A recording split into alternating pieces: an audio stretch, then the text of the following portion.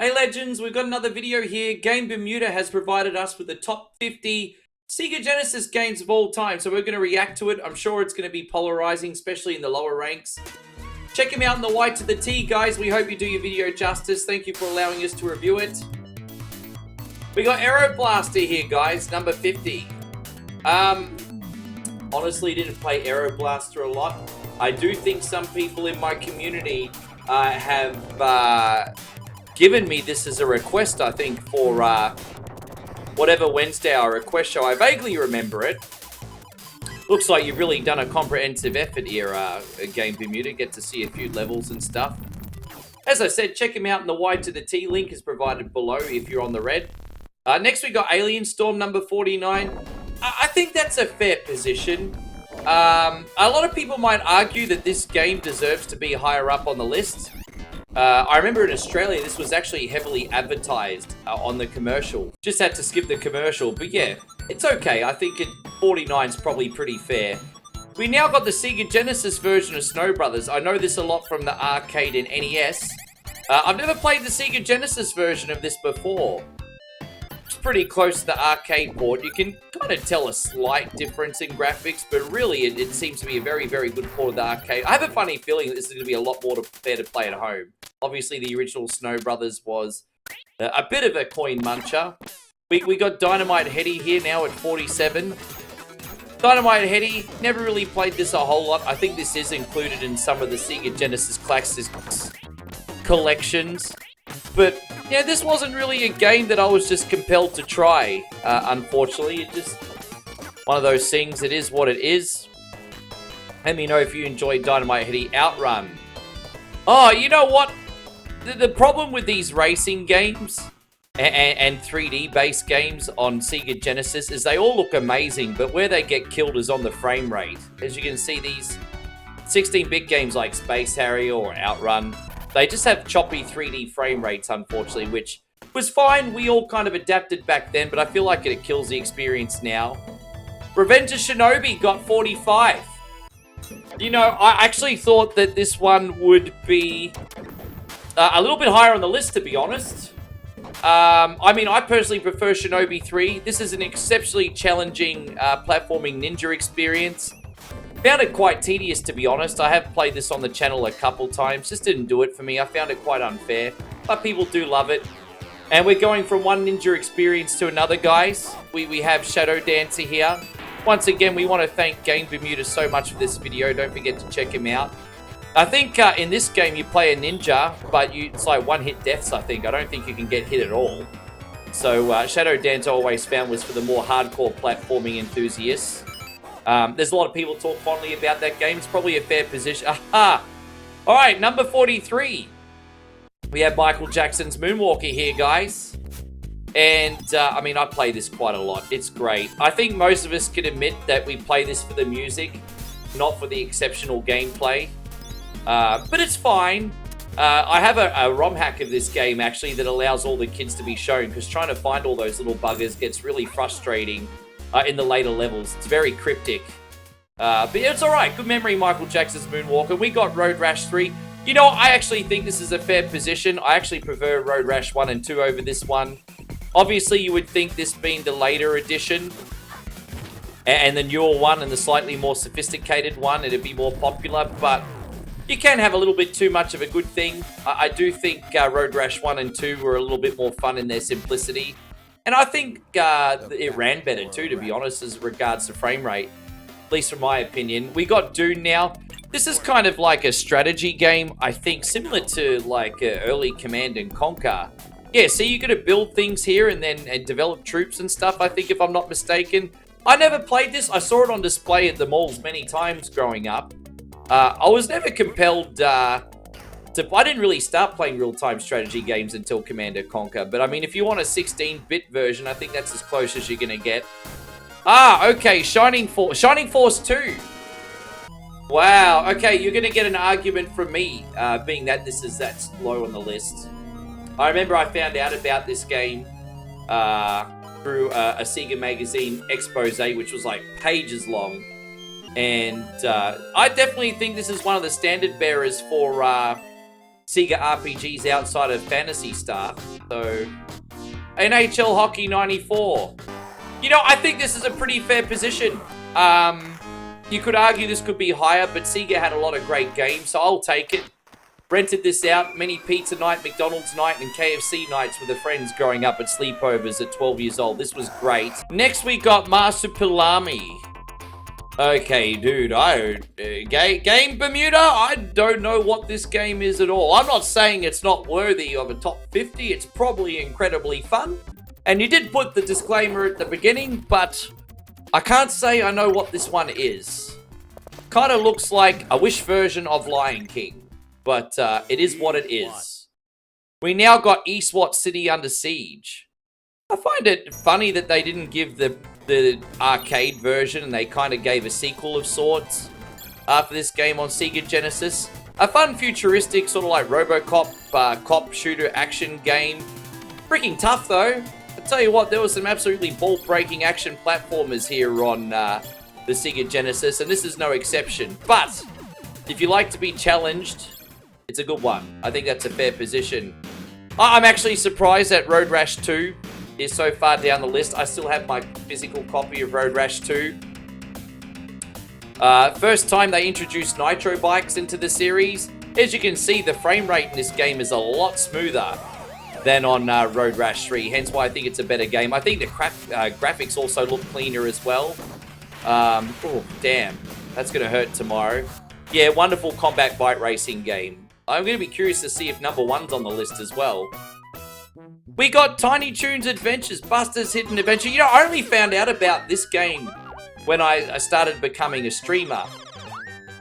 And it's kind of like your typical platforming, sort of like Sonic-style experience.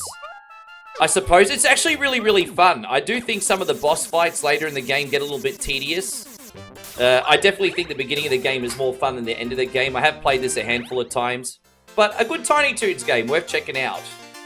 The Jungle Book. So, okay, on the positive note, the presentation for this game is fantastic. It really does capture the heart and soul of the cartoon. I personally didn't like playing this game a lot because I felt like a lot of the levels were very maze-like and very cryptic-like. And that's where you lose me sometimes on you know, I guess maybe these days I'm a more casual gamer and I just don't want to have to overthink, you know what I mean? So, fair enough, but I mean, I probably wouldn't have put Jungle Book in there. So I think Thunder Force is a franchise of shooters. I think they have a total of 4 games, I think, on Sega Genesis. Correct me if I'm wrong. I think the Thunder Force game I saw heavily marketed in Australia was Thunder Force 4. Never played this one, to be honest. It kind of looks fun. I kind of like how you've got free reign on the map. It's a nice touch. You don't see that all the time with shooters. That's pretty cool. Right, we got Alien Soldier. Again, I know a lot of people would put this in their top 50. I never rated it. You can see each character has similar abilities to Gunstar Heroes, which ironically, I think Gunstar Heroes is one of the best Sega Genesis games ever made. Easily a top 5 for me. I hope it's on the list. Lots of cool power-ups, lots of cool monsters. Just, I mean, again, I just found the gameplay in this tedious and way too difficult. But again, that's probably just the type of gamer I am. And okay, they've put another Thunder Force game in this. So we've got Thunder Force 4 this time. Yeah, fair enough. I mean, I have tried this maybe 2 or 3 times in my whole life. Again, as requests. Ball's hard. But, I mean, I guess you have to really be into Shrumps or bullet hell shooters. But if you're into your aero shooters... yeah, I think that is a 16-bit standard bearer, at least on the Sega. We got Lion King now. I mean, I would never in a million years put Lion King in the top 50, only because I suck at it. Again, I respect that this is subjective, and a lot of people do love Lion King. I love Aladdin, okay? When it comes to Disney games, a lot of people argue Aladdin's too tough. I love Aladdin. I can play that game almost with my eyes closed. This game has an infamous level 2 where you have to swing on the tails of hippos and go around on monkeys and stuff. It's just not for me. Street Fighter 2 Champion Edition. You know what? This version of the game is like the little engine that could. I thought at the time it was amazing you could get a Street Fighter 2 experience on Sega. And look at this, man. It runs so well. I actually really enjoyed the music for this version as well. Some people didn't. I thought it was a wonderful Street Fighter experience. I was happy to finally have this at home. Then, yeah, recommend it for sure. There we go. Thank you once again, GameBermuda. And you got some a killer video here, my friend. I hope everyone follows and supports. As I said, the link to GameBermuda will be down below. We got Ultimate Mortal Kombat 3 now. Yeah, I think I just rented regular Mortal Kombat 3 from memory from the video store, not the Ultimate Mortal Kombat 3. I remember the 16-bit versions of these games being hard as balls, though. But we're on to the next game now. I didn't really have much to say about Mortal Kombat, my bad. I love Mortal Kombat. Again, for me, it depends on the version. This is Wonder Boy 3 Monsters Lair. This is the Wonder Boy franchise. If it was a Contra-style game, it's an action shooter. And really good. I love playing this game. I spent $25 of my Australian Christmas money on this growing up. And no regrets. I like this way more than I thought I would.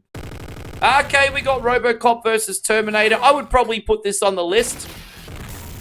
It's a wonderful game. It is a little bit broken at the end. The final boss in this is next to impossible to beat, unless you're the most skilled of gamers. It's not even the difficulty as much as the final boss seems to take 5,000 shots. If you know an easy way of beating him, let me know. But this game is gruesome, gory, and you get to see RoboCop take on Terminator. So what's not cool about that? We now got Sonic vs. Knuckles, another Sonic game and a Sega game in actual fact that was heavily marketed, at least in Australia. Kids at school will always talk about this. I really liked Sonic 1 and 2. After that, until we went to the later consoles, they did nothing for me. I feel like this game just tried to get too quirky and too complicated. Some people like that. I don't know. I just feel like Sonic 1 and 2 were a little bit more straightforward. That was more my speed. Got Golden Axe 2 now. I would probably put this on the list. As you can see, the graphics are a little bit on the generic side, I find, but the Barbarian gameplay is absolutely fantastic. You've got a mix of characters and spells in this as well. The music is one of the best in the franchise for this game. I think the music for Golden Axe 2, especially at the end, is wonderful. Lots of interesting enemies and bosses. I would definitely recommend giving it a shot. It's also got a pretty cool duel mode as well. Didn't like the mounts. We now got Truxton. Another shooter. You know what, guys? Truxton's okay. I don't know if I'd have it in my top 50. From memory, I don't know if the levels have an end or not. I haven't played a lot of it, but it just seems like the game keeps going and going and going. Maybe that's not the case. As I said, I have played this on request a couple times. Always really loved the fast-paced action and firepower, but I'd always just find myself blowing up too much. We got Earthworm Jim. Yeah, I not a popular opinion, but I wouldn't put Earthworm Jim on my top 50 list, guys. I wouldn't. Again, probably just because I find it too hard. I own it. I'll admit that I'm not the best at games. But I don't know. I mean, the best way I can explain it is the gameplay was tedious, but it's such a shame. It's an action platformer with a lot of charm. The characters are vibrant. They're colorful. Reek's personality, but just wasn't fun for me to play. When it comes to 16-bit versions, I have a physical copy of this. This is my favorite version of NBA Jam. While it might not look as good as the Super Nintendo version, I think it plays very well. And most importantly, it has the battery backup. It was so freaking annoying on the Super Nintendo to have to take your passwords down. Well, you don't have to with this version, and I think it ran very well, and it was a fun game of basketball. I would actually recommend this version, my favorite way of playing the game. We got Sunset Riders. Okay, arcade port of the Western Gunslinger. Kind of like Contra if you're in the Wild West. Don't know if I would have put this in the top 50. I mean, I love Gunstar Heroes. I definitely would probably put that in the top 50 arcade games. But when it comes to games on Sega, and considering this is like a so-so port of an arcade classic, I probably would have put this lower down or picked something else altogether. Alas, it is a good game though. We got Rista. Hey guys, I don't really have much to say. I never got into Rista too much. Again, this is another game that's on a lot of Sega Classic collections. And it is definitely one I'm going to have to try sometime. I mean, if you have a look at this, you'll notice that a lot of, like, lesser-known platforming games on Sega Genesis kind of follow a similar style and art design. It's almost like if you've seen one, you've seen them all. I hate to say that, but I mean, this is how I feel. We got Beyond Oasis now. Oh, I never played this game to completion. Absolutely stunning looking game, later end Sega Genesis game. This came out, I think, just before we got to the 32-bit era. But you can see it's colorful. It's a colorful top-down, I guess you'd call it adventure game, maybe with minor RPG elements. A lot of people swear by this. Again, it has been on collections in the past. I guess I would put that in the top 50 based on what I've trusted in the community, I guess. And now we have another Thunder Force. So, our friend GameBermuda, once again, follow down below. Link is in the comments. As I said, appreciate you. I hope I can do this video justice for you, my friend. But, yeah, GameBermuda has put all the... I guess he likes shooters. I'm going to guess he likes shooters. There is a lot in this list, and there's absolutely nothing wrong with that. Again, it's all subjective. All right, we got Streets of Rage 3. Does that mean he's going to put the other two? I would certainly hope that Streets of Rage 1 and 2 would be on this list, but we're starting to run out of spots. And I'm surprised we've not seen a Phantasy Star game yet. Very, very, very surprised. Okay, so we got Streets of Rage 3. I thought the gameplay in this was very good. Brutally hard compared to Streets of Rage 2. I thought the music was a big letdown, especially with how good the soundtrack was in 1 or 2. But the bosses are good. The game is good. Altered Beast. Okay, this is another example of marketing. I love Altered Beast. And I think it's a fun game. It was marketed well. It got bundled with the original Sega Genesis. Rise from your grave, power up, and then the transitions and everything, Greek mythology. It's all absolutely awesome on paper. As far as gameplay, it's kind of mediocre, but the nostalgia just gives it extra points, man. It just screams Sega, this game. So I'll let you be the judge where you'd put it on the list. We got Zeno Crisis this time. Oh, I don't know this one. I'm kind of getting the Alien Syndrome vibes from this. I don't know if you played the arcade version of... it kind of looks like a cross between Alien Syndrome and Smash TV. This game looks absolutely sick, though. I don't really know anything about it. I'm going to have to try this one out. It's not often that I'm stumped, but... yeah, wow. Mortal Kombat 2. A freaking awesome but hard port of a Mortal Kombat game, but very, very good. Many late nights playing this with friends in the 90s. They finally added the blood into the game without the use of a code. And, man, brutally hard, though. I remember I used to play this on very easy difficulty, and halfway through the game I'd get smoked. But wonderful fighting game. I guess you could put that in there. We got Shinobi 3, the Ninja Master. You know what? I think number 11 is fair enough. I would have put this in my top 10. Could have even made the top 5. But I think this is a respectable position. I think this is the standard bearer for ninja games on the Sega Genesis. Multiple difficulty levels, great bosses, clever level design, and you can tailor the experience to be as easy or as hard as you want. Again, the standard bearer for ninja games on Sega, I think. We got Comic Zone. I know people love this game, but I suck at it, man. Whenever I get requested this game as a bonus game on the channel, I can barely last more than 5 to 10 minutes. I just never can seem to win the collision detection. This is like a beat-em-up platformer game, this. And I can never seem to win the collision detection battle. I just always seem to get smoked. I guess my strategy's no good. Aladdin.